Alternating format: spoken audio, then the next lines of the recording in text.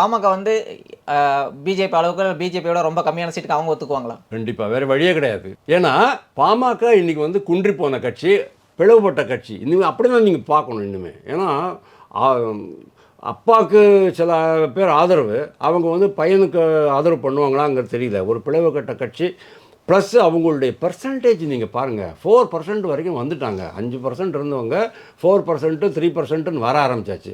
அதனால இனிமேலும் அவங்க அந்த காலத்தில் என்ன இருந்ததுன்னா, அதாவது 2021 என்ன ஆச்சு அப்படின்னா, பாஜகவை விட ஒரு சீட்டு அதிகமாக வாங்கினாங்க. என்ன காரணம்? நாங்கள் வந்து பெரிய கட்சி, 5% அவங்க வந்து நோட்டா கட்சி அப்படின்னுட்டு. ஆனால் இன்றைக்கி வந்து அது அதாவது பாஜக அண்ணாமலையினுடைய அந்த அசுரத்தனமான அந்த உழைப்பினால் தன்னை தானே ஒரு பெரிய இடத்துல நிறுத்திக்கிட்டு இருக்கு. சீட்டு பேரம் பேசும்போது ரொம்ப பிரமாதமாக ஆர்கியூ பண்ணக்கூடிய ஒரு நிலைமையில் இருக்கிறதுனால தான் நான் சொல்கிறேன், அந்த நீங்கள் சொன்ன அந்த ஃபார்முலா போயிடுச்சு. அதாவது பாஜகவுக்கு மேலே எனக்கு 2 சீட்டு வேணும் அப்படிங்கிற மாதிரிலாம் போயிடுச்சு. அவர் வேணும்னா பாமக தேமுதிக 2 பேருக்குமான ஒரு இதை வேணால் பண்ணலாம். ஆனால் அவங்களுக்குள்ளேயே கூட பிரச்சனை இருக்குது. 2 பேருமே ஒரே அணியில் இருப்பாங்களா அப்படிங்கிறது எனக்கு டவுட்டாக தான் இருக்குது. இப்போ கூட டவுட்டாக தான் இருக்குது.